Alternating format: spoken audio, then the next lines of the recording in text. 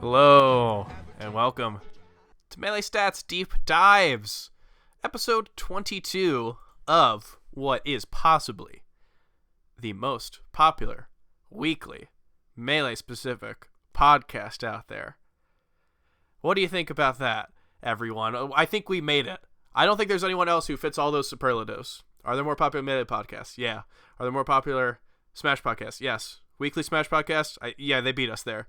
But weekly, Melee specific, I think that's us.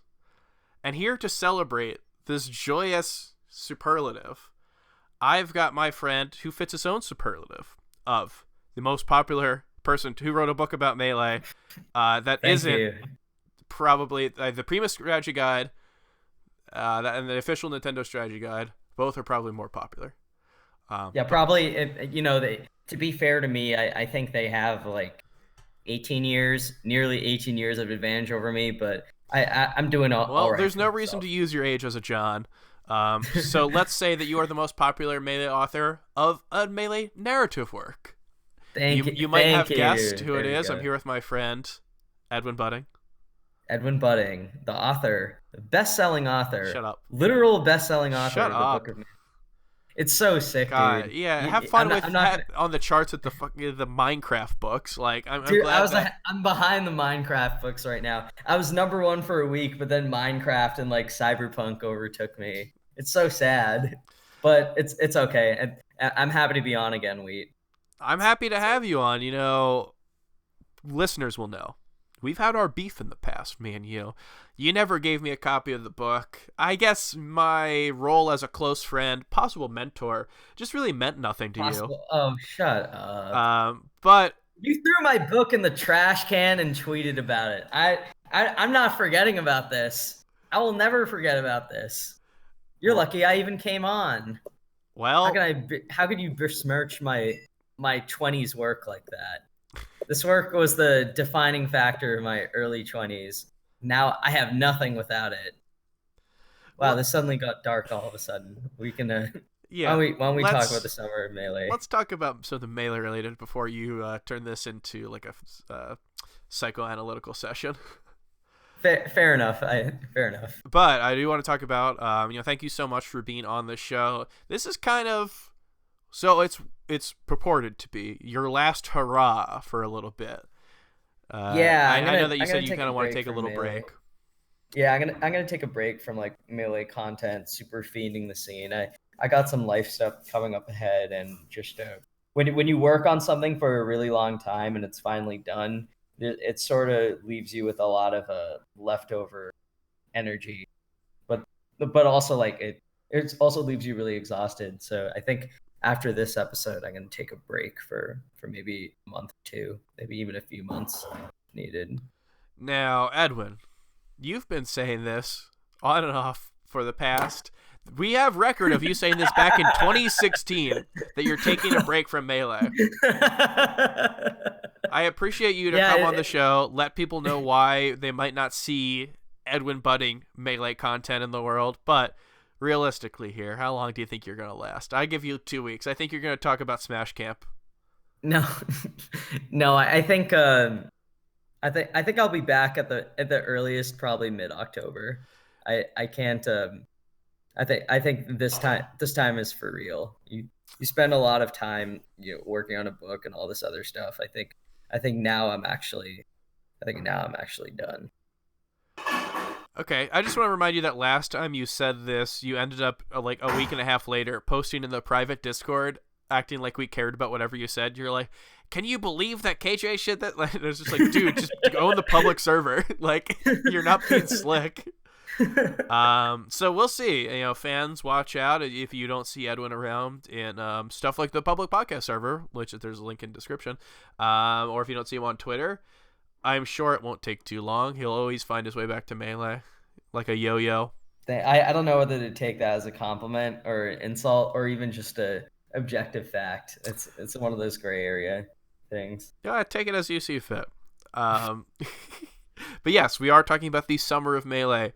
So the summer of Smash was kind of something that was a little more defined in years past, I would say. Starting, would you say 2014 was the first, like, I think so, Summer absolutely. Smash? 2014. Okay, well, I won't go into too much, but yes, 2014. I mean, we were Absolutely. seeing like a major every other week in 2014, right? Something like Yeah, that. and it was especially big back then because just for reference, like Armada Mango was something that the scene used to like only see maybe once or twice a year annually. And then 2014, within the span of like 5 or 6 weeks, we saw like double digit or close to double digit Mango Armada sets. Yeah, I So mean, yeah, I'm sure back then that was something that like really. So like obviously that is an aspect of it, but I believe what was it? There was a run of like 3 weeks or something where there was concurrent tournaments, right? It was like Kings of Cali, MLG, and was it Evo? Was that it? yeah, it was like those three were in the summer. I forget if they were in consecutive weeks or not, but I also remember like even the shape of Melee to come had like that was a random regional that had both Mango and Armada. It was Yeah, was that both a of little them. closer to the fall though? That was actually that's a one of the first Yeah, wait, tournaments actually I've you're right. I, watched I think with top that might have been in players. the fall. Yeah. I Yeah, think that might have been in the fall also. Never mind. But yeah, the point is yes, that I think the summer of 2014, like mid 2014 at least, that yeah, I guess it's kind of a nebulous way. But basically I'm saying yes, you are correct. I think we've been kind of in this routine for about like 5 years or so. yeah. I mean, like I think the Summer of Melee, Summer of Smash, whatever you want to call it, has really come into its own in the past couple of years because we've seen SmashCon and Shine both pop up as August majors, which Yep. it's hard to think of like the fact that only a few years ago we didn't have either. That these are both relatively new institutions, and they both seem like they're just so like it would seem odd to imagine a Melee scene or a Smash scene without SmashCon or without Shine. So it's crazy that these have come up kind of a little bit recently, Yeah, and absolutely. And especially like I think these two will grow more important in the post, however long this lasts, I guess the post Evo age for Melee, because I think they're both gonna kind of like I think it'll be very interesting to see over the next like 2 years or so which one kind of gains more I know the scene doesn't like thinking in terms of this, of like competing majors, but I do wonder, like moving forward, which one is gonna be seen as like the crown jewel of the summer, so to speak. yeah, so I think the Evo thing is kind of interesting because this is the first year that we haven't seen Melee at Evo since we got in 2013. So this really does have a kind of a hole in the Summer of Smash. And I want to get into talking about the Summer of Smash later. I want to kind of focus on Shine, which is the big major that just happened, and then we'll kind of talk about Shine's place in the summer and just the summer in general. One thing I want to say: how long do you think this not being at Evo thing is gonna last? You're acting like this is like a whole drought. What's your prediction? When's the next Evo Melee's in? Dude, I don't know. I think it depends on like there's so many factors that go into it. Like I think even next year, assuming slight decline, it is just objectively a net positive for Evo to have us. But if Yeah. if, if I were to guess what like Mr. Wizard or whoever, like whatever Evo will do, I do think it's dependent on how I hate to say this, but like I do think it's kind of dependent on how Ultimate plays out. But I can't really tell like if Ultimate plays really well, like if it's still a popular game around and there's not enough like negative press around the scene or whatever. Like I can't tell whether that would help Melee or not. Like I don't know. I just feel like there's so many different factors. I would need more time to like give a better answer about it. But my id tells me that I don't think it's coming back because You're id. You're I all think id. ultimate I am, but I think I just don't see it. I just don't see it feasibly happening just because like, Melee kind of had a like run and stretch, and I don't see like I think it is objectively a good thing for both parties involved, but just in terms of like what direction Evo is taking, I don't think it'll happen. Yeah. I mean, so I was one of the more optimistic people regarding 2018 before they got announced because I said, okay, here's the thing. It has to have like one or two new games and then one or two old games that are like declining. And I was like, this would have to, like, there's so many confluences. There's a confluence of events that would mean so many things that I don't think Evo would do, and they did them all, and we didn't get in. So maybe I'm pointlessly optimistic. I don't know about 2020. I think there's no reason why we wouldn't be in, but I said that last year, so who knows. But here's my prediction. There's no way that we're not in Evo 2021, but in Evo 2021 we are using monitors. Uh, God. That's my prediction is that Evo 2021 we're in, but we're using monitors. I mean, we'll probably. Actually, I don't know. I don't know where my life will be in 2021. Whether You'll I would still probably go this to is going to be Evo, like 6 hiatuses from now for you, where you you talk about how you're going to take a long break from Melee, and suddenly you're back. I think that's actually I think that's a reasonable prediction. I think monitors is something that we could go into, and we've already had like Ambi come on and give us a whole spiel on the show. I think most of us are kind of on the same page. Yeah. But I think the monitor switch. I won't go into it too much, but I do think it'll probably happen inevitably for the scene. Yeah, I mean, I wouldn't be surprised at this point. So we're talking about Evo. When's the next time Melee is going to be in? Speaking of Evo, when's the next time? Do you think Unist? They've got a new game coming out. Do you think they're going to make the main stage next year? Dude, I don't know shit about Unist, so I can't. Can you name me one Unist character? Literally no. Man, I was hoping to have a spinoff talking Unist. No, I literally just for reference, there's a reason I wrote a book about one game and not like anything else. I literally don't know. I know approximately jack shit about other fighting games, and I have very little interest in other fighting games outside of like what I see on Twitter. God, if only I could get you to talk about Unist. I would be the one watching like I would get all my FGC news from like FGC YouTube. That would be that's all I'll say on that. Yeah. One day I'll get Edwin to say Yuzuriha on the podcast. One day, but not today. Let's stick to Melee, which is the game that brought us all here. So yeah, Shine. Let's talk Shine. I am. There was a transition. You know what? I know that you had your podcast. It was the Melee History. It was the Smash History podcast, and then we were on the Melee Stats podcast. I know that you are doing a good job at being a show leader. Here's the thing. I got the reins, buddy. I got the keys to the car. I'm driving this thing all over. I'm the host for this one. Okay, where do you want to go next then? What's our next destination? We're talking more Unist. Now, we're talking about Shine 2019. That was the major that we just came from. I was there with my good friend Edwin, who's gracious enough to let me sleep in his parents' basement. Yes. While a guest room was empty. I completely forgot. Definitely one of my bigger blunders over the last few months. It was like a moment from a cartoon where literally the last minute I was in your house, I asked to go to the bathroom and you said, "Here, go to this one," and you pointed me to a bathroom in a guest room, an unused guest room. So funny. The best part is I can't even be like, oh, I just wanted you out of the way of didn't want you to deal with anyone else in the house, because it was like literally in a spot that was away from everyone. Like it was further than the basement. It's crazy how your mind works. Yeah, but I regardless, forgot about that. Regardless, the point of matter is that we were at Shine 2019. Yes, we were. I want to talk about your experience in Shine 2019 before we kind of get into talk about Melee at large, and how the tournament was there. What was your experiences? So you didn't enter, and you had your booth. Yes. What did you think about I had that? I had a table with like 40 copies of my book, and I actually ended up selling out like really early. So I felt I felt really happy because obviously, giving people like my book and making money and everything, that was great. But I felt really dumb because I was expecting to be there all 3 days, and I was so scared that people weren't going to walk up and buy, and they just did. So accidentally I ran into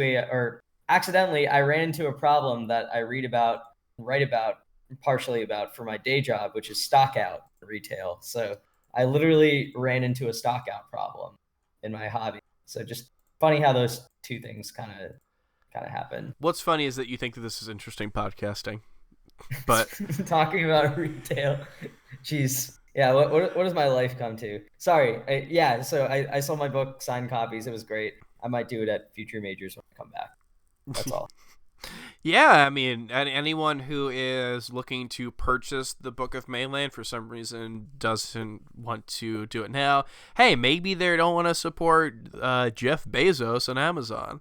We're not scabs Yeah, I here. definitely Look, we're an anti-scab podcast. So I'm not going to say cross the picket line if you don't want to. And if I actually got like two messages from people asking if they could purchase somewhere else, and I felt so bad. It because they had a point. I didn't think people would like. I didn't think there would actually be significant people that would ask me if I could use another distributor. But I'm still looking into it. That obviously like using Amazon is just what's convenient for me as an author. But there's definitely like, yeah, I'm looking into other options.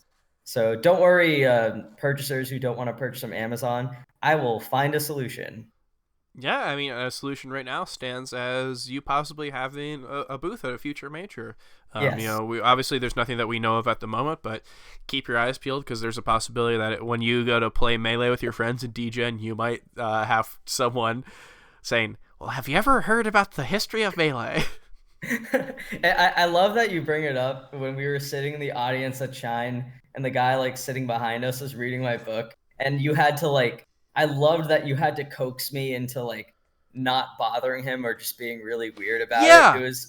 It was so tempting. It was crazy. Like, hey, what's that book you're reading? I want to talk. So I want to set the stage for this, so the audience knows just where your headspace is at. So we were watching. It wasn't top 8. It was day 2. It's like Umar's Lucky or something. Sure. That could have been it. Not to brag, our group was front row. But yeah, we're kind of front row people. But we're front row. We're watching this, and maybe second row.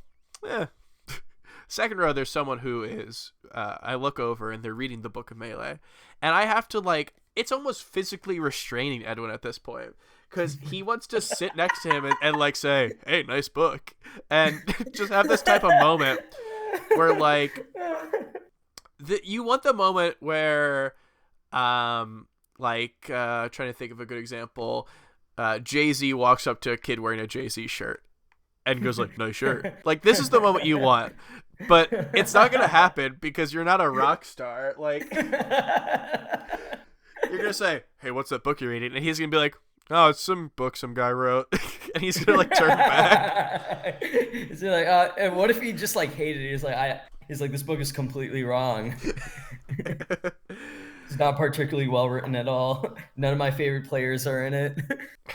Dude, we ran into the same problem when we went for lunch with Ding, where that guy was asking us if we were part of the convention. And like after he went to like get us drinks or something, I looked at you and Ding and I was like, you guys have no idea how hard it was to like not chill my book. No, I told you it was crazy then. I don't want to. This is not going to be me talking about how crazy you are for the entire episode, but I do just want to say, yeah, the guy said that he liked Call of Duty, and he played the Marvel game on his phone, and you thought this was enough to like sell your niche book about the history of a competitive scene, like.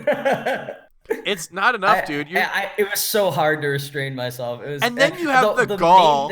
You have the gall next to say that you are the most introverted person in Melee Stats. I am. I literally am. It's so true, dude. God, I thought we weren't gonna go into psycho.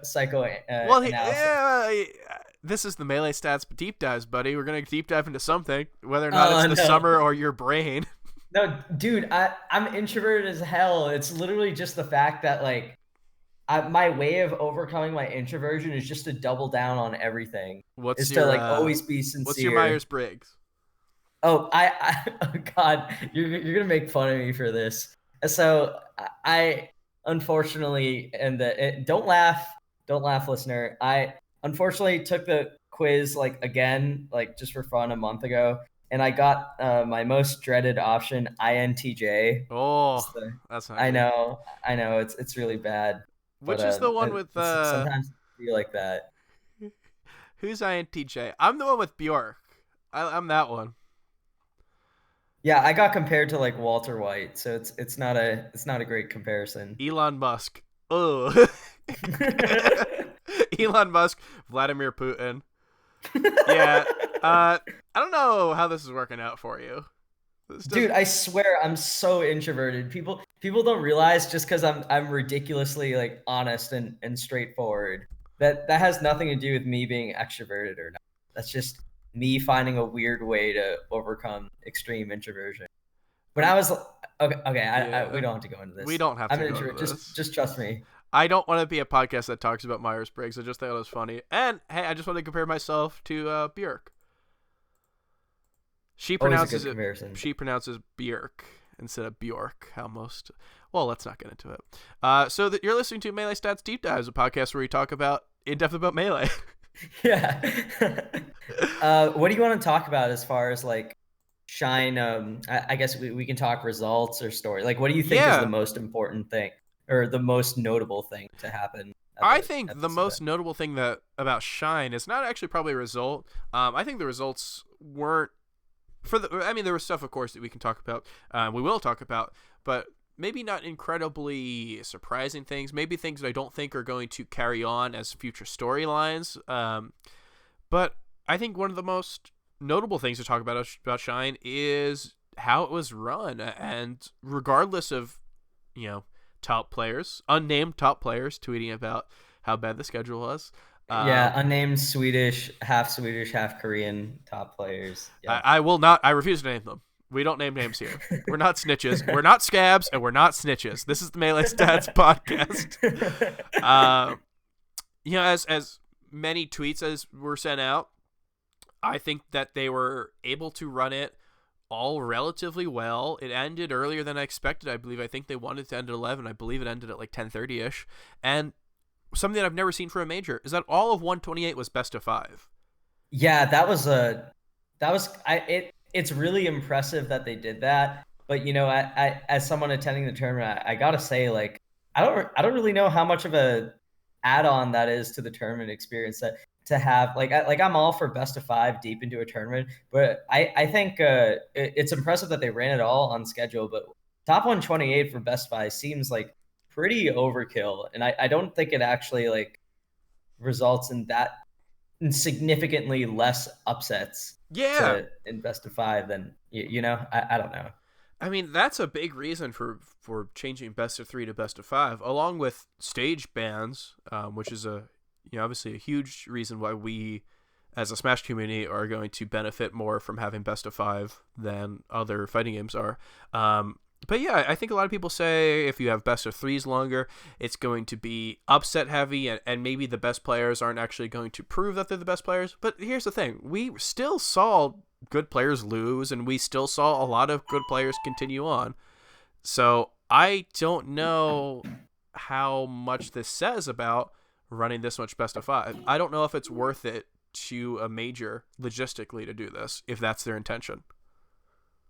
Yeah, no, I agree. I also think just like a lot of the resources that could be going to that could be going to just like something else, especially if it how much time do you think we would be saved in running like best of 3 until top 32? Like that's probably an additional what, maybe 6 minutes on average per set, like Yeah, I per set, guess. like cumulatively that's probably I mean I'm pulling 6 out of my ass, like I Neither. don't know what the actual Oh, number shove is. it back in your ass. Okay, 6. I guess we're gonna go with 6. But yeah, so I think neither of us. I think neither of us. I know that neither of us had run majors, so we're obviously not the ones to ask about this. But yeah, I do think that there is some merit in saying that maybe the time used to run this could be better used elsewhere. I think that people, like if we had Stock on or something like that, he might say that it probably actually doesn't add as much time as we think, so it might be kind of marginal. But who's to Maybe. say? Especially as we run into becoming a community that might want more cross section between games. Hmm. If Ultimate does continue and we do like having top players play both, like maybe we do need to think more about how to make a schedule that accurately has players playing both games. The FGC has always had large crossover in top players between their events, so maybe that's something we need to look at. I don't know. I'm not a TO. I'm not calling anyone out. But we'll figure that out, I guess, when the time comes. So that is the one thing I wanted to talk about in terms of stuff that really stood out to me as far as Shine did. It was something like that set itself apart from the other majors this year. What about you? One thing I want to ask you just in regards to, because I think you pretty much hit the nail on the head when you're talking about, I think the logistics like around a good this tournament. carpenter. I think the logistics around this tournament, like in terms of how it ran, is a pretty important topic to talk about. So do you have, like, we both went to the event. I personally didn't think it was a big deal, but I know for a lot of like competitors that were playing late into bracket that it was actually really annoying. So I want to ask you about like the whole food and venue thing of no outside food or drinks being allowed into the venue. Like this seems to, like, I've seen this pop up before, like after other majors in the past, but it seems like this time, like there's kind of a more concentrated push. Do you think this is just kind of like a flavor do you think it's just kind of a spur of the moment thing that we'll forget about in a year? Or do you think that something about this event, like between, like, I know Plups DQ didn't have anything to do with it, but like players being kind of more vocal about that will change anything? Did you stop yourself from saying flavor of the month because you're talking about food? Not because I was talking about food, but because I wasn't sure if that was I wasn't sure whether it was flavor of the month or something else. So I think I just said spur of the moment instead, because that one I was more confident in. Yeah, it being was an actual phrase. the flavor of the spur. Yeah, the flavor of the spur. But so do you think it's something that we'll continue thinking about moving forward, or do you think that this is kind of just a distraction? Well, so it's tough because as we get into this point of Melee, there's really not venues that will fit Melee to the size that we want majors to be, right? Yeah. We're not necessarily growing at the moment, I would say, but I don't think we're stagnating as much as people might think, especially if you consider a major, which is going to have not just Melee, it's going to have Ultimate as well. And so looking into this, what are our options right now? It's not going to be a hotel ballroom anymore. Like, we're just not going to be able to swing that. It's going to be convention centers. And yeah, I think it is going to be an issue, but it's just about how manageable this is. I don't think... Okay, so what I think is going to happen is that everyone who is throwing a major right now is probably in talks with venues to see what they can do. Probably nothing. And then I think what's going to happen is that when people look to throwing a major or to re-upping their contract with a venue, is that they're probably going to see what they're going to be able to do then, which might be a little bit of a bargaining chip. I don't have any faith that we will see consistent outside food and beverage being allowed at majors. I think that's just something that we really can't be, like, we just can't be realistic about that one. But what I do think could happen is, a confluence of, scheduling. I think like having schedules that will allow people to go out was probably the more damning thing that Shine ran into, rather than not just straight up not allowing food and beverage in, because that's something that a lot of majors have done. Mm-hmm. So I'd be interested to talk to people about this. I know Cool Lime, some consider him the Christ figure of Melee Stats, but I don't know. I haven't seen the sacrifice that Christ made from him, so... Oh no, this is live. We're gonna get canceled for this. What? I don't see the cancellation. You're gonna join me in the canceled corner. Maybe, yeah. You got a little home there. You've made your claim there. You're always welcome. Doors open. But yeah, Cool Lime, I know he did pretty well in 64 singles, and he did pretty solidly in Melee singles as well. And it's just something where, yeah, he did run into some issues of having to play from like 11 a.m. to 4 p.m. or something like that without really any break. In fact, he was slated to play Hugs in round 2 pools, and Hugs said that he was going to get something to eat. So Cool Lime had some time to figure something out. And we went back to Cool Lime's hotel room, and the entire time, apparently, they're like wondering where Cool Lime is, and they're just like going to DQ him, even though it probably took 10 minutes overall. Like... Yeah. Yeah, even like just running back to steal some snacks from the Dark Genix snack consortium. Yeah, like even that almost cost him his spot in the tournament. But I don't know if you have any thoughts on the food at majors, or if you want to just get into the results of Melee itself. I think this is probably the longest time we've done an episode and not talked about like actual sets. Do we have to talk about Yeah, actual we do sets? have to talk about actual sets. This is what the God. people don't come to the Melee Stats podcast so they can hear my opinions on food. Or maybe. Okay. I guess one cool thing. I'm gonna start like at the lower end of top 12. I guess is Kevin Maples. I thought had a pretty sick run. Yeah.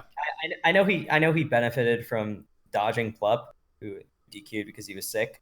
But he still picked up really good wins at the event. He destroyed Calvar like very, very convincingly. Yeah, and and then he beat Toussaint was a Saint also. similar, right? I didn't actually get to see the Toussaint set, but I heard that he did really well versus him.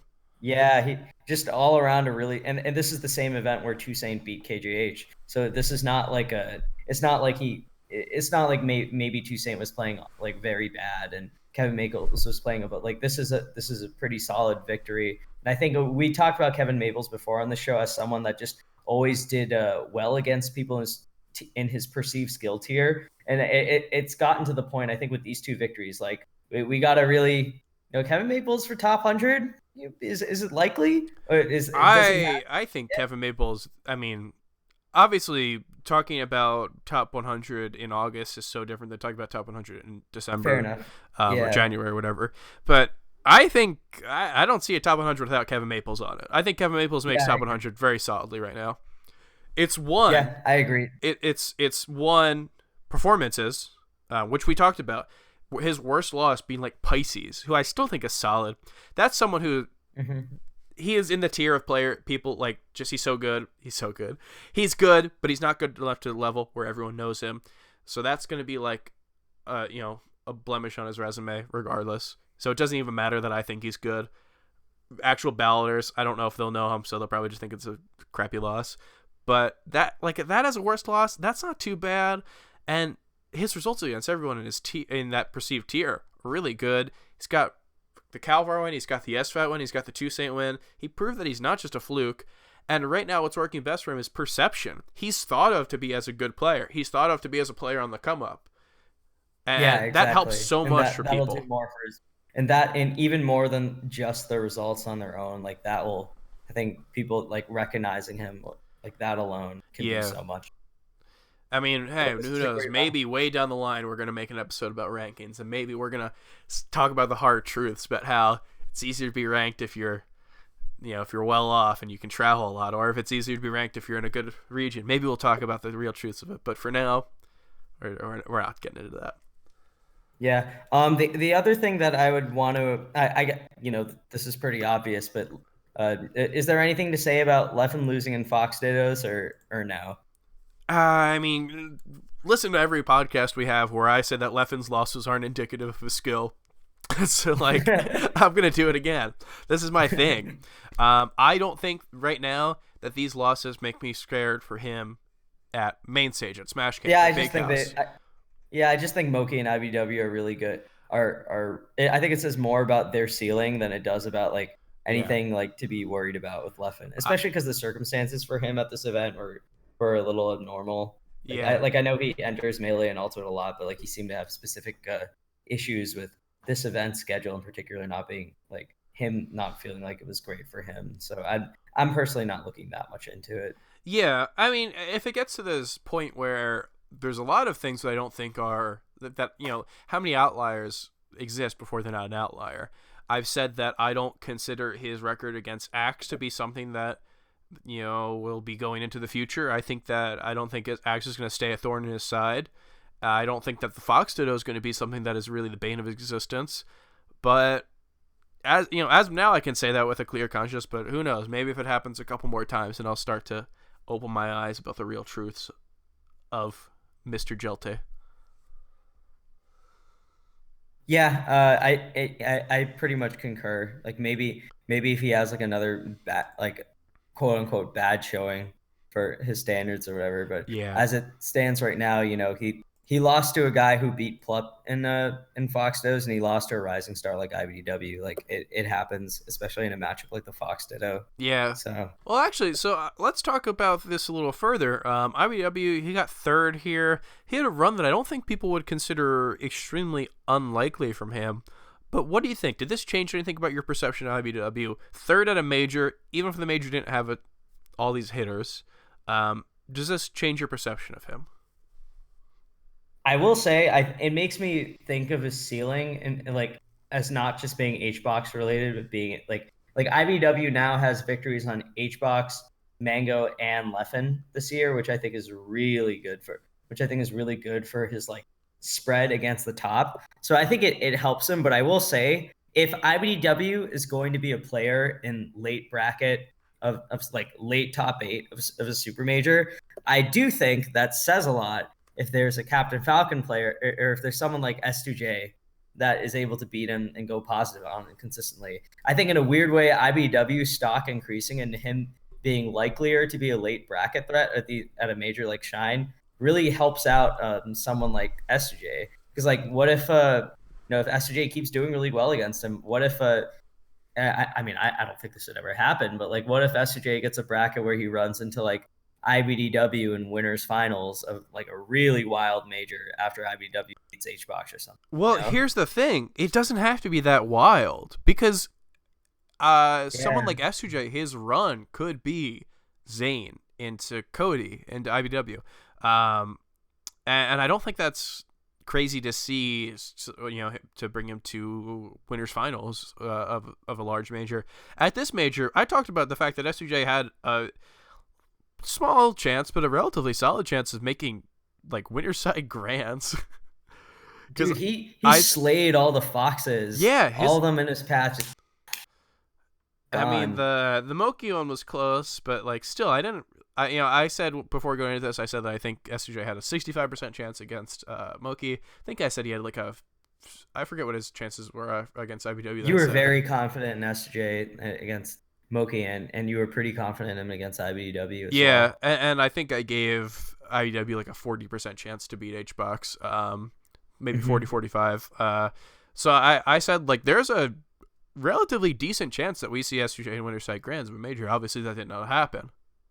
And obviously, it of course depends on like Mango, Zane, who is in attendance, right? Like I think it significantly becomes obviously it significantly becomes lower when they're there. But I think if Cody is like a force in late bracket, like that really helps Johnny if Johnny is consistently beating him. Yeah. I mean, I wonder what does this do for Johnny? Do we see a major where, listen to this run, listen to how possible this could be? Zane, IBW, Wizrope. Yeah, that's extremely doable for. And if you beat, if you beat Zane, IBW, and Wizrope, where are you? You're getting like top 3 at the Big House or something. I think S2J. Yeah, you're right. I mean, IBW improving. It doesn't maybe say a lot about him, because I don't think this tournament really showed that he's any better than maybe we perceived. Maybe it shows he's able to play at the level that we kind of think is at the higher end of his register. But yeah, I think that you're right. That does say a lot about S2J, that like he could be running into some pretty juicy brackets. Well, as long as he avoids the guy who spanked him in grands and winners. That's impossible. Obviously. He's not going to avoid it.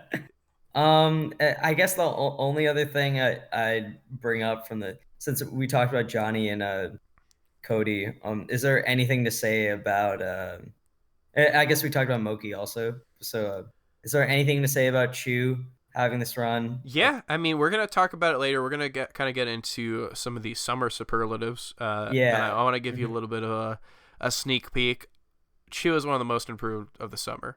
Yeah, he was a big winner from the summer for sure. Chu, like maybe it's not bracket luck. I don't think it's bracket luck. But maybe he's not improved in skill a ton, but how I perceive him to be doing at a tournament, huge jump from what we saw from him. Absolutely. Only a couple months ago. Absolutely. I mean, beating Fiction, and he beat Swedish Delight again, which I think is really really big because that was someone who, when Swedish went peach, that was a really big thorn in Yeah. Chu's side. That he's now, I guess the Fox pick got Chu to try going Sheik, or got Swedish to go Sheik for a full set, and I think obviously, he's not invincible in the matchup, but beating Fiction is still a very good win Yeah. for someone like you. Beating Moki is great. He just had an all-out great run. Yeah, I mean, Pikachu 942 and we talked about it at the venue. Chu is the best ices right now. Yeah, for sure. I think he's the best ices. So yeah, there's a lot of other cool things to talk about here. Kind of want to get into a little bit of it. I don't want to spend a ton of time talking about Shine because we got, this is the summer episode. We're wearing, Edwin and I were wearing our crop tops. We have our sunglasses on. What else? I'm not wearing either of those. We have a bandana. Still wearing my work clothes. Your work clothes is a crop top and sunglasses. That's crazy. Why do they let you wear that up to work?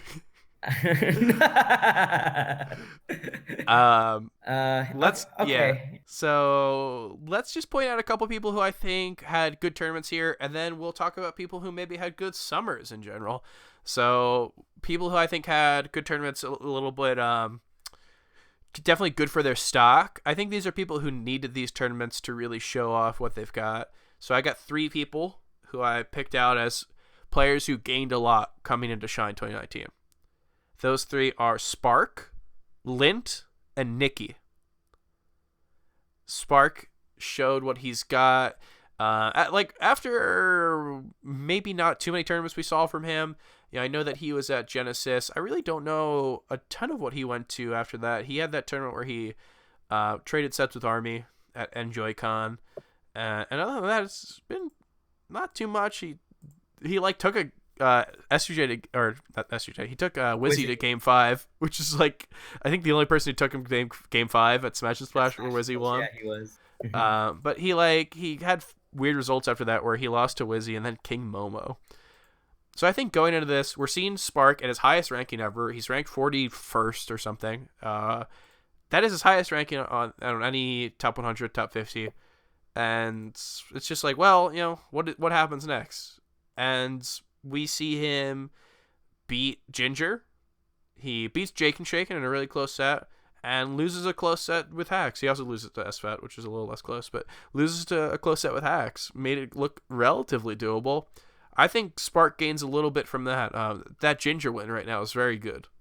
Yeah, and I think it's funny we're talking about Spark because I think another really big winner from the summer, except for one very bad blemish at SnashCon, I think Hacks is a huge winner from the summer. He really impressed me with his performances, not just at Shine and taking Johnny close and taking. Well, we're not talking about winners of the summer. That's later. I'm talking about my winners of Shine. Okay, but he did have a good Shine also. He had a good Shine, but he's not a winner of Shine. The winners of Shine are Lint, Nikki, and Spark. I was thinking ahead. Yes, the literal winner of Shine was HBox. I love how we haven't even talked about it. You haven't given him props. What is literally props? He needs props. What is he gonna tweet? He's gonna tweet out a screenshot of my props and put it right next to his tweet of him, all of his medals. He doesn't need props from us. Props is the last thing he wants. Johnny Joyce. Dude, that was the freest. I'm sorry, that was the freest. Finals. I'll give you props, HBox, when you can win Rishi's Jungle Jam. But I just want to say, Lint, someone who has been pretty much outside the top 100 for a little bit, actually made the Melee Stats top 100 when we averaged out our ballots last year, but did not make the full top 100. He beat KGH here. KGH, that's a really great win. He had close wins on other people who I think are probably in his skill range, which is Damian Tyson and A Rookie. I think having that big win of KGH, that's so good for Lint. He's needed that kind of really breakout win on a large level, especially out of Tri-State and out of New England. That's great because he has those Hacks wins. He's definitely got a little bit of a resume, but I don't know if it's a resume that stands out to someone who maybe is not watching Hogs or something. People who don't watch Hogs or none of the I know Apollo and Nebs aren't there anymore, but like who may not follow like Candlewood back when it was around like Candlewood monthlies and stuff. Because Lint, like he wouldn't necessarily go positive on a lot of like really strong notable tri-state names, but he'd go like close to evenish or like just being able to like semi frequently take sets from them, which Yeah. like for the longest time. So if you ask people in the Northeast about Lint, like they could all attest that he's really capable of taking out like top players, and him beating KGH is, I think, like absurdly impressive because KGH like hits so like after watching KGH like triple three stock West balls and like go heavily positive on Ginger for so long when those two played together for a while, I really thought KGH was like a near insurmountable wall for someone like Lint, Yeah, and that's I know such a your good thoughts victory. on this. Do you know why I know your thoughts on this? Is Because we because talked about it like day zero. yeah, because we talked about it. Let me set the scene. What happened is that last week I had a podcast with my good friend Stock Money. We talked about Shine 2019, a tournament preview episode. He said that Lint KGH was something to look for. I concurred. I said that Lint is a player on the come up who does well against hacks. I said doing well against hacks, it's not necessarily the same as doing well against KGH, but I could see it. And then when I got picked up from the bus station in Boston by my good friend EdwinBudding, he then put on the aux cord the Melee Stats deep dives, where I had to listen to myself on this 40-minute drive. I had to listen to myself talk, and then not only that, but I had you chime in every single time someone said Dude, something. it was so cute. You'd like wince every time you misspoke or something. You'd be like, "Shit, I shouldn't have said it like that." Or when Stock is speaking and stuff, he's like, I should have just said this at this time and everything like that. It was Yeah, great. I guess that was cute, I guess. What was cute was when you could not stop talking about how Lint was going to get demolished by KGH. I thought he was going to get destroyed. You said 3-0, 3-0. I thought KGH was going to beat him in like 8 minutes. Yeah, that didn't happen.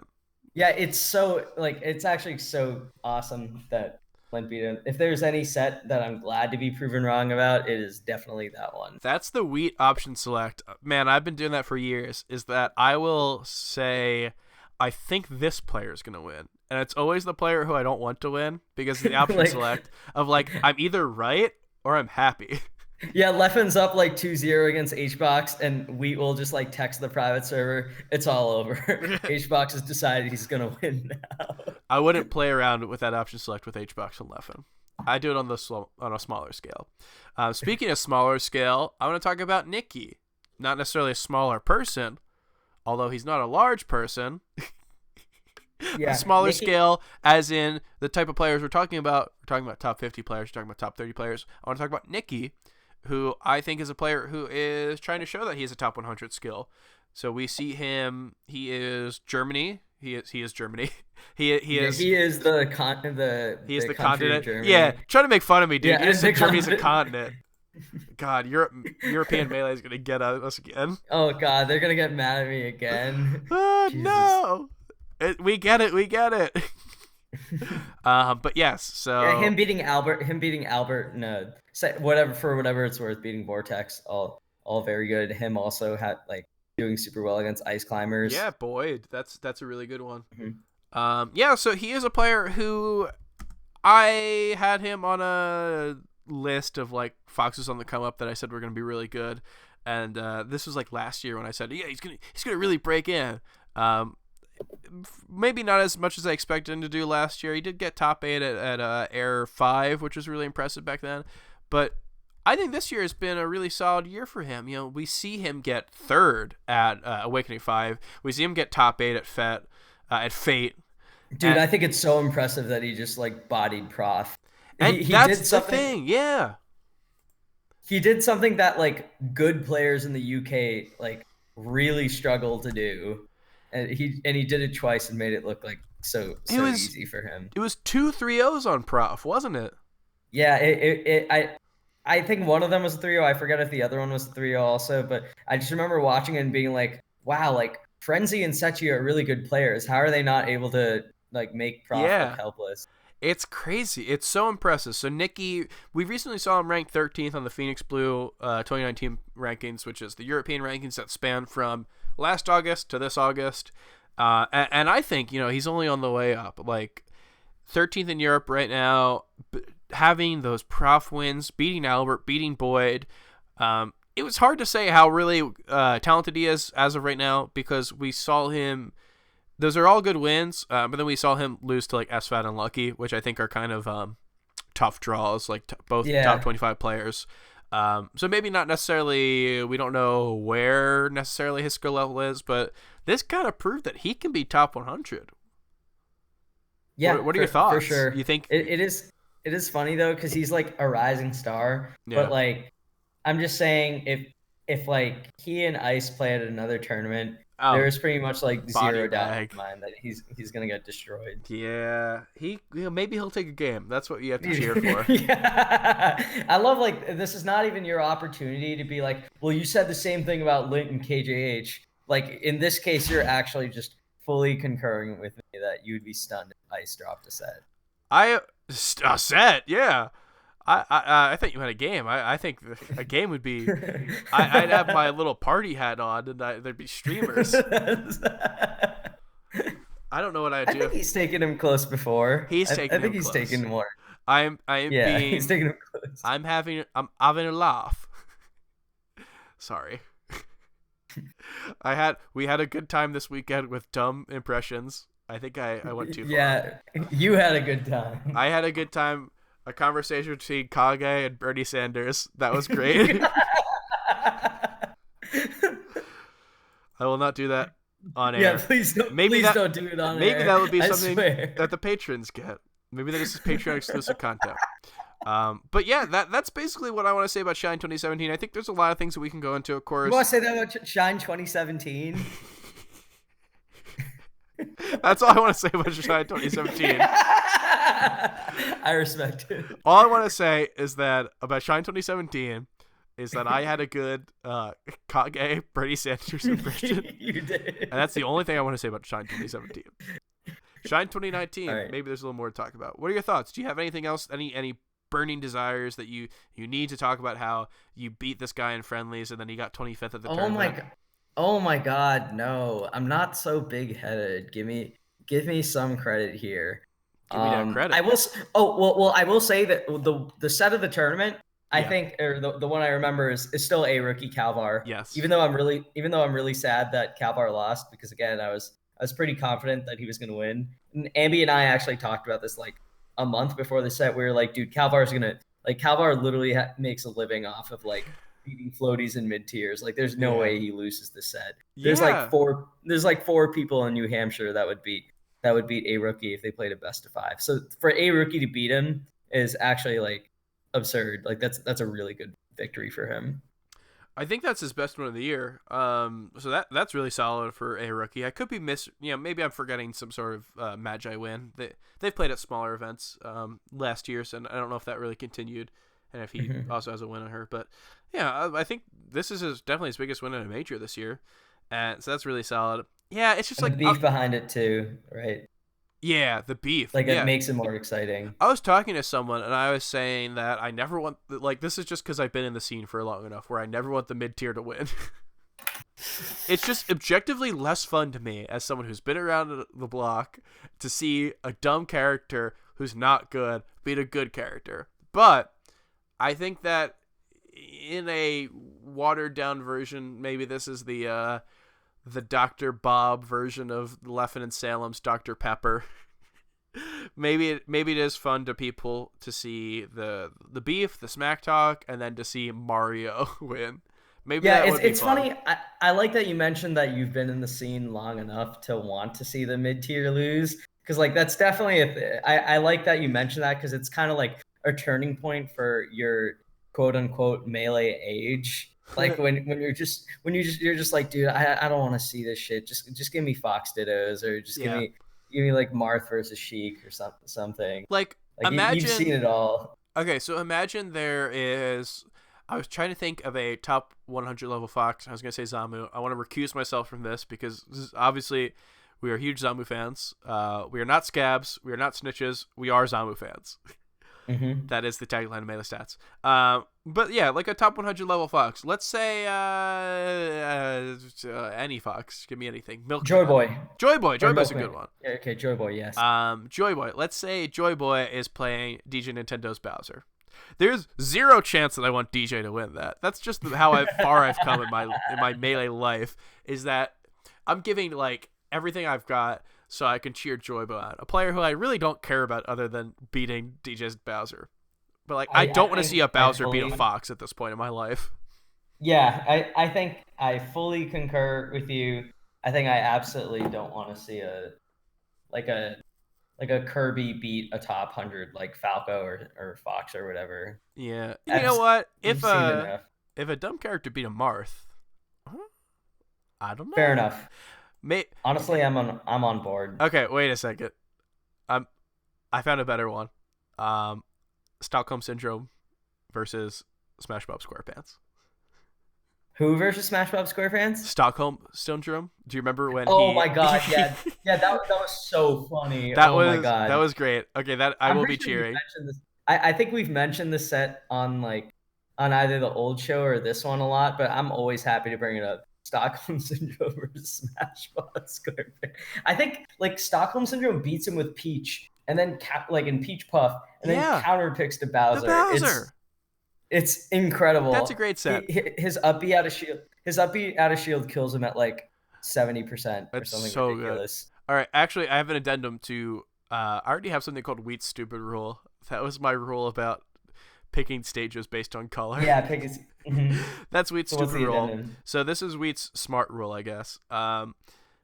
Is that I never want a low tier to beat a good character unless that good character is Puff or Ices. I am okay with the bad characters beating Puff or Ices, but I don't want to see a good character beat Puff or Ices.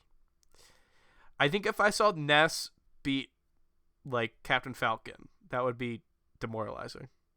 But if Ness beat Ices, shout out to him out. The one set that we all know from that matchup. I was gonna say two of Mofo versus Gravy and Mofo versus Hacks. Yeah, both fun sets. Did Mofo make it to the Book of Melee? No, he did not. Ooh, he'll wait for Book of Melee 2. Yeah, the Book of Melee 2 NES edition. Oh God, what a cursed existence. There's nothing else from Shine I can think of that I want to talk about other than giving Hungry Fox props. Yeah, well, maybe we'll do that at some point. I do want to say, we don't get to go to a ton of majors and then we get to talk about them. Obviously I was at Pound and you're at Pound. We were both at Genesis together. We went to a couple tournaments, but I just want to say I don't really get to do this much on the show. I want to shout out all the people who I got to meet there. A lot of people who I met, if I didn't do this podcast, I wouldn't have known a lot of these people. A lot of people I met through the podcast server that we have on Discord. No one came up to me and said, "Hey, you're on the podcast, right?" No fans, but lots of people who I wouldn't have known without it. So I appreciate that. Shout outs to, of course, Stock Money and people who I've met through the podcast server who I've never met before Shine, which was people like Lunar Dusk, people like Wills and Seal and other other really cool people who if it weren't for this dumb podcast, I would never have met them.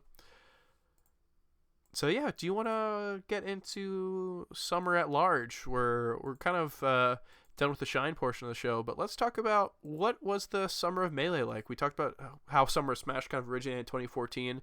How is Summer of Smash 2019 different than this? What sets it apart? I think the main thing here is that we saw everyone we wanted to see, and we saw everyone who was active that we wanted to see. We saw Wizaro, if we're counting like all the way back to Smash and Splash, we saw him and Axe win majors. We saw a lot of Left in the summer. We saw a lot of Hungry Box.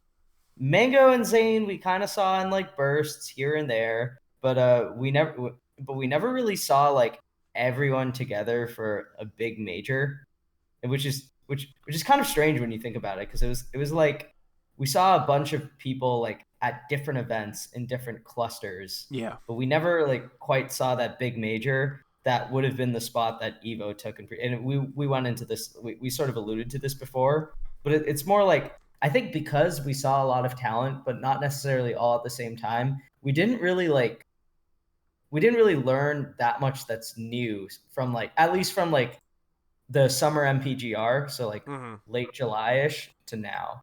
So which is kind of strange because you always see like discussions on rankings change every week. But instead of like viewing rankings as like a binary thing that goes up or down, if you just view it in terms of like what someone's ceiling is versus what their floor is, I don't really know that we like. I don't think we learned that much. I actually don't think it was like very crazy at all. And maybe this is just us, like you and me, like being members of Melee for a while, like watching a lot of majors, kind of not getting too shocked by anything outside of the ordinary. Like I can't even say Axe was that much outside the ordinary, considering you literally predicted it. But I think this is another counter. There's a big in the Melee Stats office. There's a big counter that says number of days since we last mentioned Axe. It goes back down to 0. Yeah, but I do think that like I think the summer raised more questions for me than, and I know this is kind of like a catch-all way of describing it, but I think it raised more questions to me about like potential bracket paths that might happen in the future, but it doesn't like change how I fundamentally see Hungrybox, Axe, Leffen, Mango. I mean, I guess now I have even less faith in Axe against competent Ice Climbers players, but am I resonating with you right now? Yeah, for sure.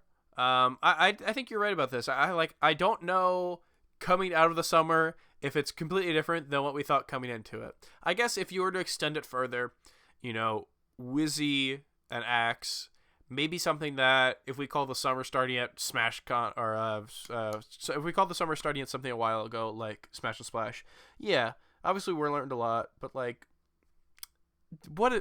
how does this change our opinions of people? I still think Axe can do well. I still think Axe can run into brackets that really don't favor him, which is something I've thought even when he was winning, summon stuff. I was really high on Leffen after SmashCon. I said that my prediction was that he was going to end up number 1. And now maybe I'm thinking, okay, of course, still possible. But is it as likely as I thought it was? No, it's probably a little more even with the field than maybe my left high brain was thinking. I think you're right. You know who I think the sorry, go on. No, I was just gonna. You just wanted me to go on because I was about to say you're right. No. I was going to bring up something slightly different. I was going to bring up who I think that one of the biggest losers of the summer since MPGR came out. Yeah. And I think it's a guy that didn't enter anything, Wizrobe. This guy, like, I really thought, heading into the rest of, like, after his victory in Smash and Splash and like his second place showing at Summit and second place at CEO, I thought we were going to see a lot more of Wizrobe. And it turns out we just didn't see any of him. he just didn't go to anything. Yeah, so he announced he was taking a break until Big House, which is, he announced it matter-of-factly as if he wasn't already on a huge break. Yeah. It's like, I think Ambi might have made this joke in the server, but it was like, was the best Melee player at SmashCon just too busy playing 64? Like what's the deal with him? Yeah. Come back, Wizzy. You're right. So I was talking to Lod about this on our SmashCon recap episode. Yep. I was talking a lot about how maybe I would consider like in a seeding situation, how I would consider the top 3, and then maybe in a ranking situation. I think in a ranking situation, I think Wizzy gets hurt by this. If you're taking a break until Big House, that means that you have to do so well at Big House, because when everything's happening and we're seeing him go to 3 tournaments in a row, 4 tournaments in a row, or whatever, we can kind of view that in a different lens. But at the end of the year, if he attends 5 majors, as opposed to other people out there who might attend more, it really means that you have to do well at the ones that you're attending. He's got to win Big House or something. He's got to. I think it's stacked in the favor of the people who are going to be attending more, in that cluster players, which is going to be Leffen and Hungrybox, it's stacked in their favor because Wizzy is going to be forced to perform. Like, he's going to have to clown them when they play, right?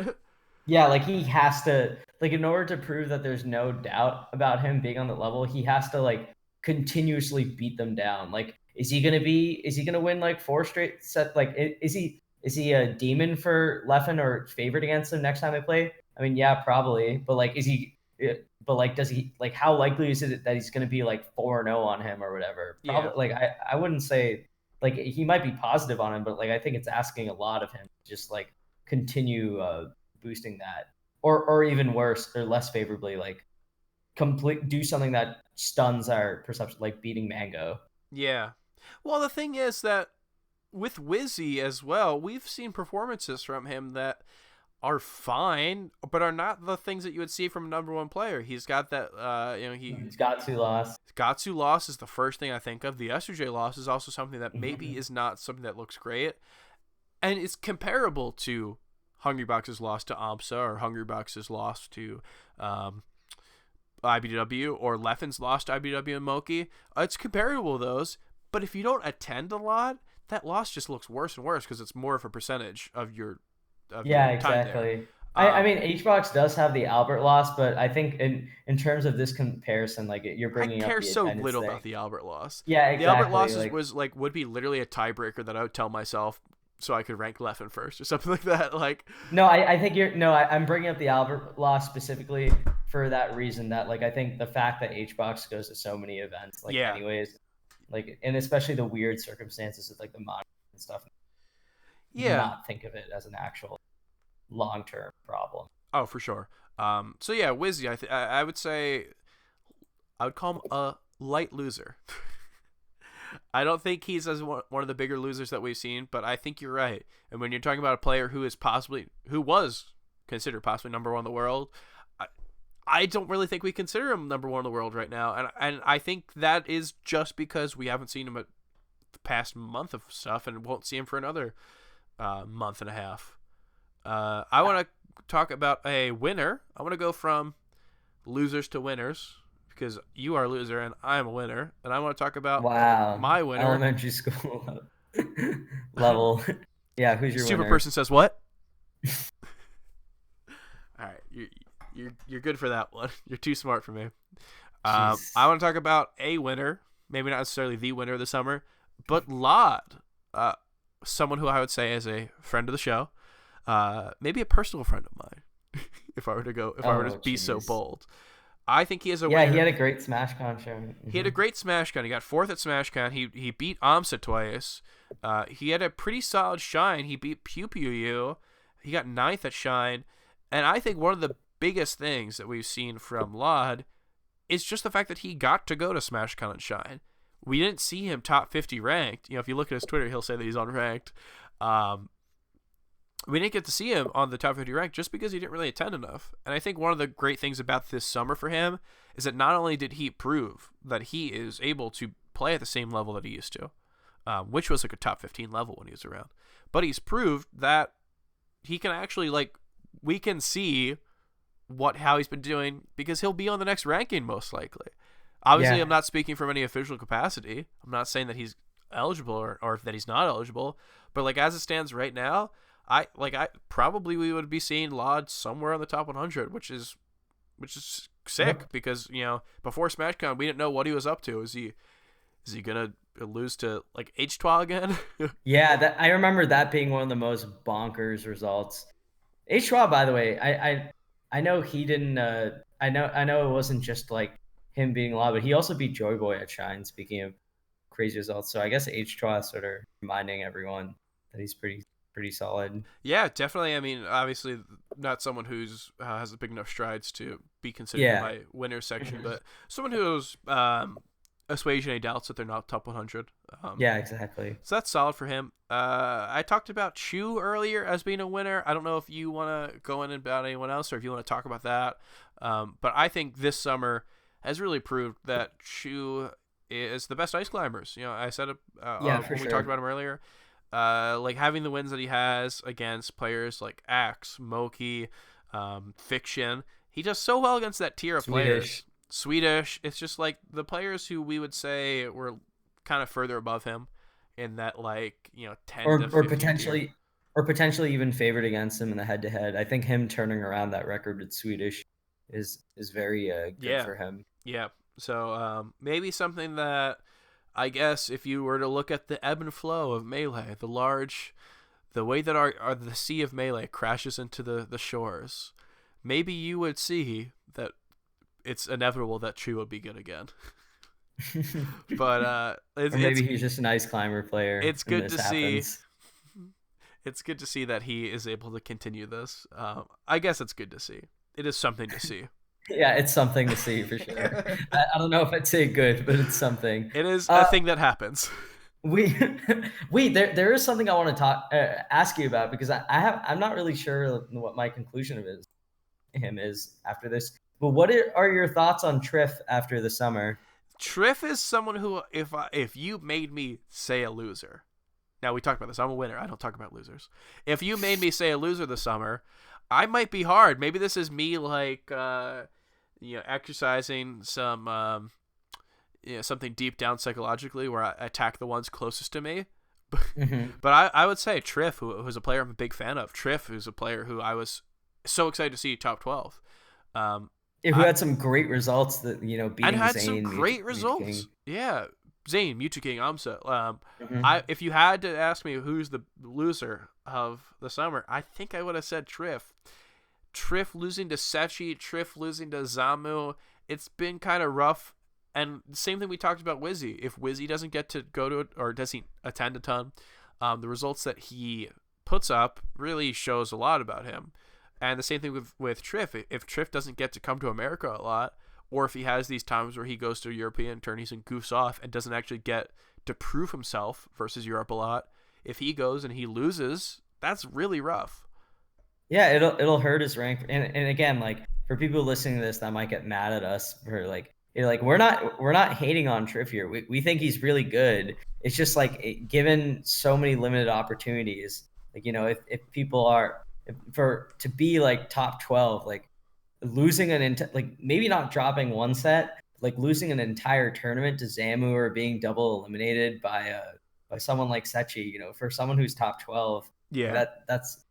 those are kind of like scary indicators. I mean, we could even add the NMW loss, because that was sometime in June. I don't know what we're considering the summer of Smash, but he ended up winning the tourney anyway, like from losers. But the NMW, again, like, that's something that, like, we can't say how we'll personally see it. Like, we made, like, I think most of us are pretty like high on, or like decently like positive on the Triff train. But as far as like prospective voters, an NMW loss, 2 Sechi losses, and 2 Zamu losses, like, that's like, it would, in a predictive measure, like, I think it hurts them. Yeah, for sure. I mean, if you see that he has to play like a Gatsu or something, or maybe even a larger sense, maybe we're just like less confident in him versus other characters. I don't know what that says.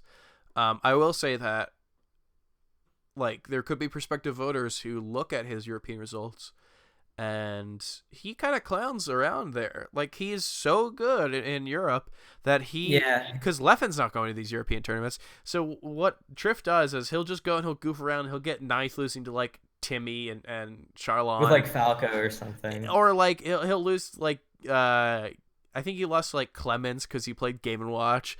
It's like, yeah, that's all fun and good, but if you're not winning the tournaments that you're going to when you try hard, like, it hurts a lot. It hurts to prospective balloters. So I will say, sure. does this hurt Triff? I think it does. I think Moki's above Triff right now. If you made me do a ranking, I think so too. I think maybe you could say even like Swedish. I don't know. I think the one saving grace is that the other people in that large tier, I guess, even though we said that Triff was in the tier of IBW, S2J, etc., SFAT, I think he's kind of left that tier, and I think he's more in the tier of Fiction, Swedish, Captain Face Roll. I think the one saving grace is that Captain Face Roll didn't really do too well here, even though he did win Fate. He kind of had a little bit of a rougher performance that we would have seen, that we would have expected. Same thing would probably go for someone like Fiction, who this is a really good performance, but I don't know how people are going to view that shootout loss. Yeah, like this is bad for Triff. Is this damning? Is he going to be not top 20? No, I really don't think that anyone has to worry a ton right now. But for what we expected, yeah, it's kind of a little bit of a drop off. I think another guy who kind of had a rough summer was KJH, and Yeah, I looked at, just for full disclosure, for the summer ballot, I actually ranked KJH pretty highly, like 18 or something, because I saw a lot of his records against people in his like tierish. I saw some of like his results, and like some of his really impressive set victories, and I thought his like spread against those kind of people were good, but that he just needed to shore up some inconsistency issues. You know, obviously like having a losing record against Boyd is not great, but I kind of just saw that as one matchup that he struggled in. But yeah, he didn't. This summer was not kind to him. One of the more brutal sets I saw with KGH was him against Polish, where yeah, Polish just kind of beat him down, and yeah. I he mean, didn't Polish have a good, yeah. Polish is Go someone who on. I think will be seen top 100. So this is not to say that this is a horrible loss, but I think you're right on the Yeah, like money. Polish is a great player, but like for someone like KJH who's Yeah, top 25 at the very latest, like losing to him, you know, and I think one really and I think he had a pretty solid, for the most part, a solid summer too. I think like KJH losing to Toussaint is pretty surprising to me, because that's a matchup I would have been very confident in KJH. yeah. I Like mean, losing to Toussaint, losing to Polish, losing to Lint. This is kind of a little bit more of a a rough slump. spot than we would expect from him. Hmm. Yeah, I mean, like For sure. we saw his ninth at Smash or Splash, where he lost the tiebreaker, of course, to Dreff, Big Dreff. But even then, like I didn't really think that was. I thought that was really good for him, and now we kind of see a little bit of like question marks in his performances. Like if we see KGH at Big House or main stage or some prospective future major, does he make top 12? Does he make top 16? Or do we see him be upset potential? Like, is he fodder for these people who are just clamoring to get their top 100 wins before top 100, before the ballots put out? Just a question about I him. don't know, dude. Yeah. It's sort of, I I'm inclined to think it was just a rough stretch, but again, like it's like you're saying, it's not that he's like losing to people that would have been like we would have expected to be like danger, like very significant danger territory for him. Like he's losing to people that like you know, a loss to Lint, a loss to Polish, and Usain. Like those are three matchups that like he should be considered like pretty highly in, Yeah. or like decently in. I think the question mark that I have regarding KGH is more who right now who is ranked above him do I think is so favorable for him where I think he could have a huge run.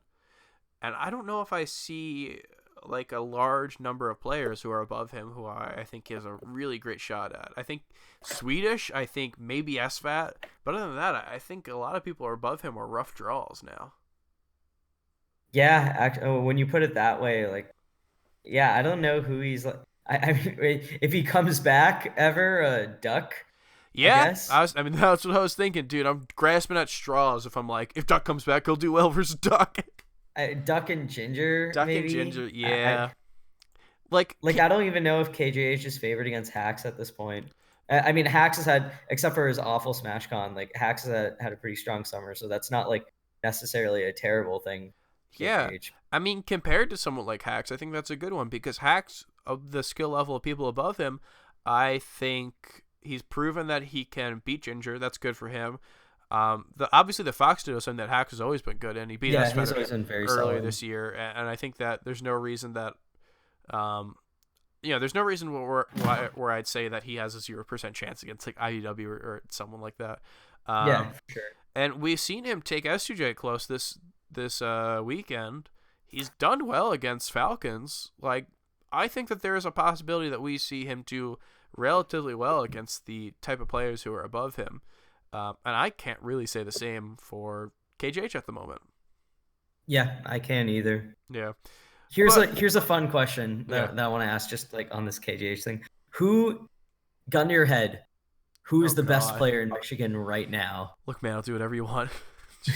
just don't kill me. I know I don't have a family. I don't have any wife. I don't have any kids. Do I have anything go for me in my life? Not a ton. No. Do a lot of people listen to the podcast?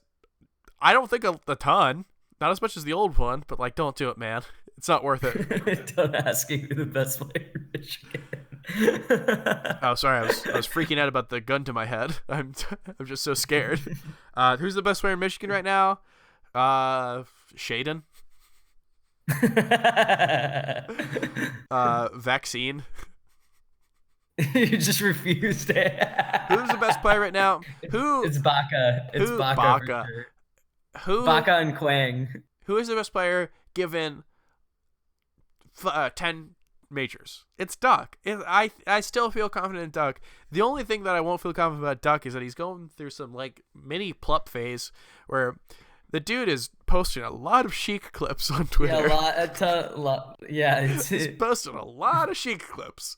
Kay is watching with like bated breath right now. His heart's gonna be so broken. It is like it's funny to see which Samus mates have blinders on, right? Like who is looking at these tweets and saying, "I'm glad Duck is just playing around," like they're completely like unrealistic about this situation. But yeah, I mean, it's like, no, this is not a big deal. He's gonna go back to Samus. Look, mate, he's just having some fun on Dolphin. He's just playing Sheik in early bracket. Like, everyone knows he's going to go Sam top 64. I mean, we joke about it. It wouldn't be a shock, but it would be a little more than I would expect for Duck to go Sheik in any, like, against any top 50 or top 100 player right now. But, yeah, if you were to make 10 tournaments that had Duck, KJH, Ginger, Ossify... I think Duck would probably do best at them. Whether or not that says that, like, maybe in 2019, when the best Samus people have to worry about is Hugs, like maybe Duck will do well, or yeah, I don't know. God, that's so cursed. What a cursed sentence. Is Hugo better than the Swooper right now? Yeah, I think Swooper has actually had like a very good year, but I would still give the nod to Hugs now. I'm playing around. Hugs. But it is kind of close. It is closer than I think I might want to admit. But yeah. So like I would say Duck, and then I don't know KJH Ginger. That's hard to say. I think Ginger's been performing better at majors. I think KJH can always bounce back. And I think if you were to go head to head, I would probably favor KJH above Ginger, whatever that means in that situation. So can you take the gun away from my head now? Sure. Okay. I can't think of any other like. I mean, I guess we mentioned it before, but I think Toussaint had a great summer. Toussaint did have a good summer, yeah. So he won that tournament over West Balls. Yeah. Yeah, go on. I was gonna say, so he actually had kind of a weird summer. So he made a couple tweets the other day about how he thinks that his perception is worse than what he believes his skill level is, and I think that's cool that top players, you got to be on that grind, right? Like you can't just say, okay, well you think I'm bad, so I guess I'll stop trying. Yeah, exactly. Like of course, this is something that a ton of top players would say, but I think it's kind of pertinent because, yeah, maybe. With the results he has, should he be ranked 44th? But the thing about Toussaint is that he always has to prove that he is able to, like, the beating top players is not the thing he has to prove, right?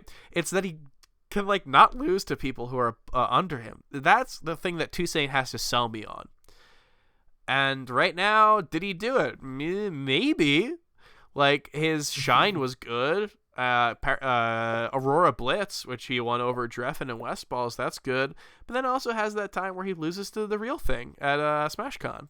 Yeah, that did happen. I forgot about that. Thank you. Like the entire thing about Toussaint, in my mind, whenever I had to rank him, and probably what's going to happen at the end of the year, is I have to tell myself how impressive is it that he beats these players, and how do I factor in him losing to JD, Lint, Itai, Fishit, Ryobeat. Like, I'm pretty sure Itai is like very positive on him Itai in is, the yeah. last few months, It's just like or at least a couple of months. may, Yeah, maybe you like want to. if he runs into like Panos or something, I think he's beaten Panos since, but like I'm already worried for Toussaint. Yeah, and who knows? Maybe I'm looking at locals and I'm putting too much thought into it. Maybe when he goes to local, he doesn't put the same effort that he puts into major. I can't say, but yeah, I mean, there's some local records which are a little shaky, But he and does well against the top people at these locals. Like when before Hax's nightclub kind of went like on hiatus for a little bit to fix stuff. Like he was winning that. He won that like upstate. He won that Defend the North event, if I'm not yeah, mistaken. I Like mean, he beat Rishi a bunch. Like say what you want about like Rishi's activity, but that's still like very good for someone like Toussaint to consistently go positive on him. for sure.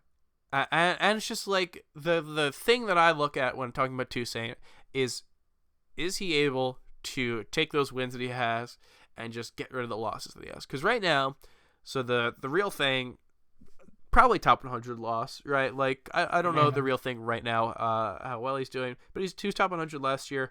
Very likely could be top 100.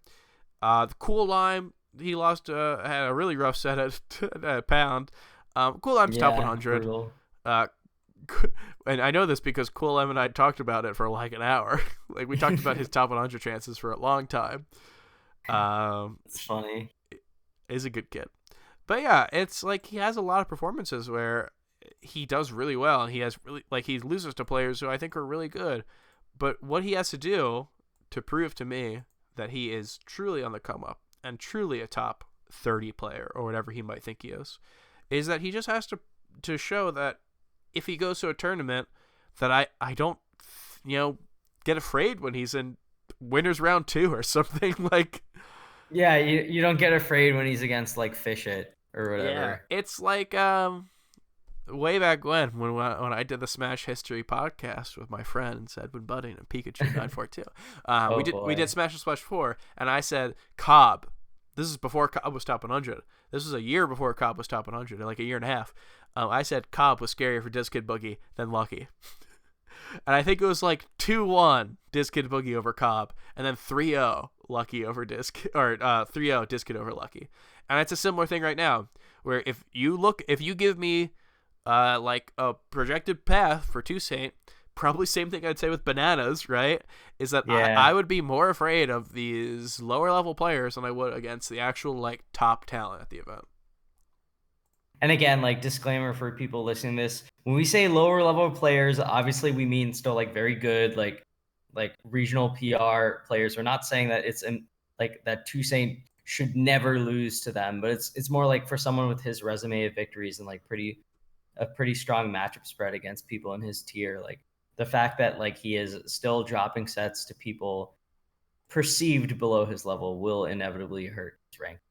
Yeah, but I think you're right. He's a winner of the summer. You know, I mean, I spent however 5 minutes talking about how like he needs to prove that he's Yeah, good, but this has been a he pretty good really summer for impressed him. me. Yeah, for sure. One of the more impressing trends he had was actually like I know he's negative on Etai right now, but one of the most impressive things actually about Toussaint, in my opinion, was that he turned around what last year was actually a really brutal losing record against Slox and went positive and like actually started consistently beating him. Yeah, yeah, I think that's good for him. Somewhat similar to that rank. I'm actually gonna swap on over to losers, even though I said I'm a winner. I don't talk about losers. I'm gonna talk about very slight loser. I think it's Dreffen this year. Dreffen Or the summer, yeah, the since the summer. summit, Yeah, Griffin kind of we were kind of like going high after Smash and Splash, where he did really well. I'm not gonna take anything away from that, of course. At Summit, I think he wins 2 games, which I'm not gonna say anything bad about people who don't do well at Summit because the odds are that's stacked brutal. against you, dude. You're not supposed to do well there. Yeah, Like when but like you're, him coming to this event and like losing to Kikoho, like that's not yeah, in Kalvar. That's Kikako, Calvar, and before at SmashCon, that was Tiramisu and Nintendo. He lost to Toussaint, which is obviously in his skill level. But if he's losing to people below his skill level, it would be very helpful if he was able to have wins on people in his skill level. And if he doesn't have that, then it's kind of wondering, well, what does Dreffen do later into the year? So we'll see. Who I, knows, I don't dude? really know what to expect from him going further, because I'm not like surprised by this. I'm not surprised he listens to Tiramisu or Nintendo. Kikaho, yeah, Calvar probably, but it's just like it's not really the Dreffen that we thought we were seeing, right? We thought we were seeing this new, improved. Yeah, exactly. Yeah, I saw the new and improved Dreffen this weekend. I'll tell you this: day one, Friday Dreffen. Oh my god! So he has this huge ginger beard. It's great.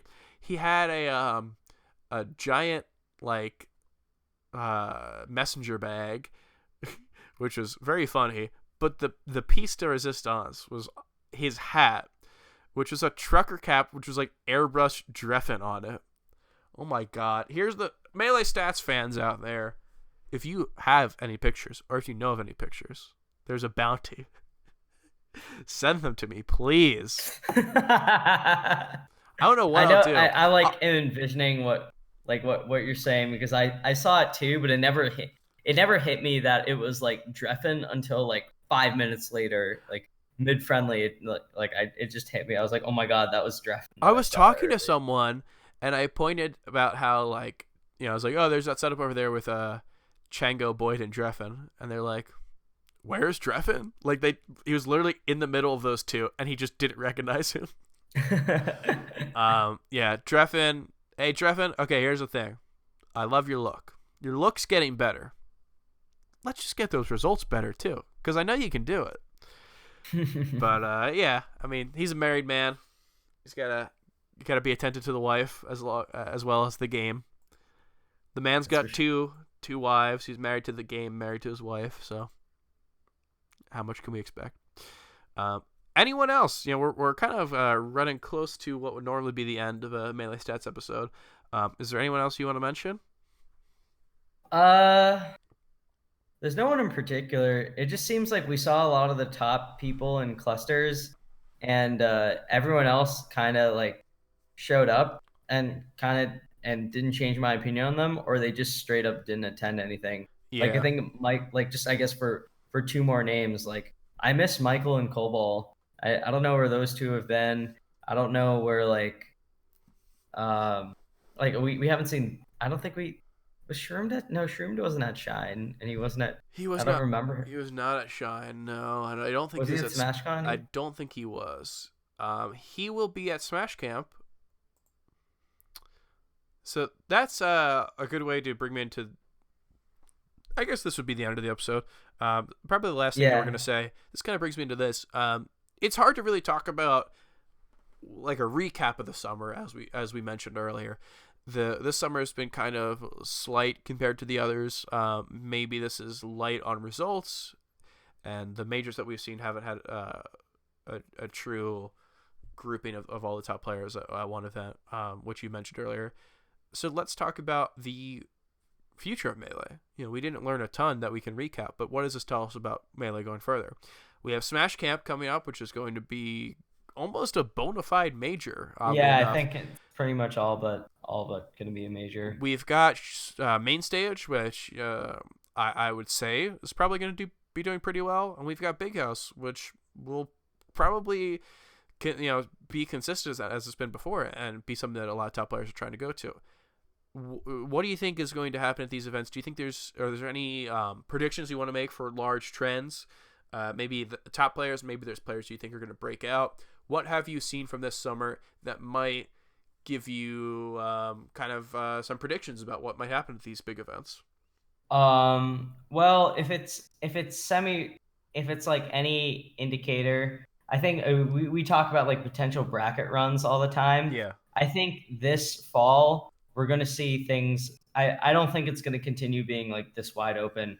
I think this fall we're going to see things kind of go back into more of an expected order. Huh. We're going to see like a pretty clear hierarchy between like who is going to be consistent enough to take events because as like these are probably going to be the last like three super big events of the year. Like I don't think Summit is coming.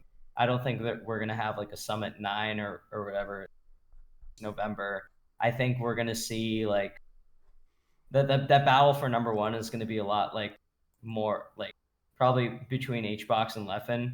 But if I were to guess what would happen, like I think that those like I don't think we're going to see something crazy like Amsa or SJ win a major. Yeah. I think it's more likely that we'll probably see one HBox or Leffen claw ahead. Yeah. That's going to be that'll be my prediction. Yeah. Well, that's a good one. Yeah, I think that stands pretty well with what I was thinking. I would say, given the circumstances, I think we can see. Yeah, I think you're right. I think Leffen and HBox are probably going to claw ahead. I think Wizzy, for the reasons we talked about earlier, I think that he might kind of fall into like a pretty comfortable third position. Yeah. Especially if he has to play Mango or something we haven't seen. That could definitely be a possibility. Plup, I think Plup's kind of a question. We talked about his bracket here. You know, he obviously DQ'd because of health reasons. I think he had a scary bracket. Chudat into IBW for Plup in 2019. Those are not free wins. Yeah, exactly. Like you got to work for those. It's Agreed. possible that we might see Plup do a little better, or I mean a little worse, because of something like that. I think it's kind of tough because that would have to, in a ranking, if you look ranking wise, it would have to mean that IBW, AMSA, or SUJ, or maybe an outside candidate would have to be performing better than him, which I don't know if that's really going to be happening, but definitely possible. Yeah, I would say it's probably going to be a matter of whoever attends, right? That makes what the Melee future is going to look like. That's really just about who is actually being able to come. In a world where everyone comes, I think it just boils down to, can Leffen make it to HBox? As it's been right now, Leffen's so hot versus HBox, but we just need to see him make it to him at this point. Yeah, I think you're pretty much spot on. Yeah. Well, I hope that we get to talk about this in the future. I hope your break is not as long as you think it might be. Obviously. Thanks for having me on. It's always a pleasure. Obviously, you're a pleasure to be on, and when you're willing to break your fast from Melee, when it's sundown and you're willing to eat, when you're about to have your Melee feast, let us know. I mean, I'll still like watch tournaments and stuff. I know you are. You can't get rid of it. There's a sickness inside you, and it's the sickness that it obsessed with Melee. You're not gonna get rid of this, but when you are finally able to admit to yourself that you can go public with you liking Melee, I'd be more than happy to have you on. So whenever you decide to grace the Melee community with your presence again, I'm glad to have you on. People, of course, can buy the Book of Melee paperback edition on Amazon.com. They can buy the ebook version a couple different places. I believe Amazon has it. Smashwords has it. Is anyone else I'm missing? I don't know if anyone else has the book, but of course you can just Google it to find out. You can Google Melee book shill, and the Book of Melee will be the first thing to pop up. You can follow Edwin at EdwinBudding. I do not follow him on Twitter. Although it won't do anything because I'm not going to be using Twitter as part of my. That's what you say. We'll see. Actually, follow him on Twitter to see if he's actually able to do it. I don't think he's able to stop tweeting. Follow him on Twitter to find out. We talked about it a bit before, but we have the Melee Stats Discord. That's a podcast Discord server. Talk to us about all of the weird results in your region, because not only does Melee Stats like it, we've got such a large group of nerds from all over. We all love to talk the inane Melee results that we see. And getting closer to the end of the year, talking about top 100 stuff is going to be really fun, especially because we've got a couple people who are not only in the top 100, but we've got people right outside who are probably going to be filibustering about why they deserve to be top 100. So that's going to be a great time. The link to the Melee Stats Podcast Discord is going to be in the description of this YouTube video. And if you want to support us, obviously we have the Patreon. We're trying to make more patron-specific content. But of course, like, just helping us out on there means a lot to us. Supporting the podcast, supporting Lens Melee, supporting the results that we put up on Twitter.